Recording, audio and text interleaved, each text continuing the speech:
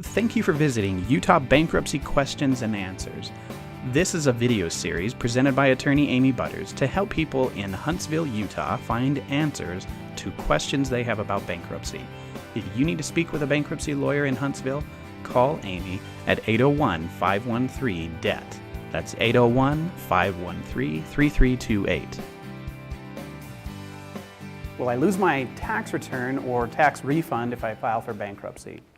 As the end of the year draws near, many potential bankruptcy clients are going to want to know whether they can keep their tax refund if they're going to be filing a bankruptcy. The simple answer is yes, with the help and guidance of an experienced bankruptcy attorney. If you'll forgive me, I got to let you know that we are a law office, and this article is certainly not legal advice. Also, if you're reading this article or you're watching a video, this doesn't make you one of our clients or create any kind of attorney-client relationship. But it should give you some really good information that gets right to the heart of your question about tax returns and bankruptcy. Now, a tax refund is extra money that you've overpaid the government during the course of the year. And usually, this happens because the withholdings for your taxes were causing too much money to be taken out of your paycheck. When your tax return arrives, some people use that money to pay for everyday needs like prescriptions, medicine, groceries. Tax returns could perhaps pay for an insurance premium on a home or a car, or your property taxes on your house. Often it's used to catch up on utility bills that are past due. As a bankruptcy law firm, it's our job to make sure that every legal advantage is made available to our clients so that we can make sure that they get the relief that bankruptcy has to offer. We also like to make it really easy to understand so that you feel involved and feel like you're being communicated with regularly.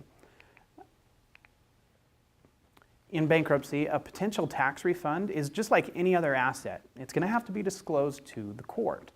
An easy way to think of this is to think of your tax return as a separate bank account.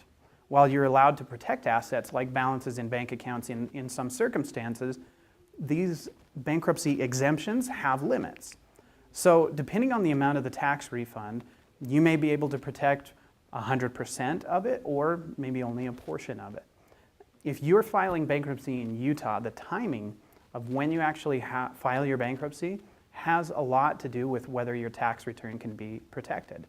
Now, for example, if you receive your tax refund prior to filing bankruptcy and then you use it to pay some necessities like the ones that I mentioned earlier, like food, utilities, mortgage payments, rent, property taxes, insurance premiums, or even your bankruptcy fees, there is no asset to disclose in your petition and therefore you have nothing to lose.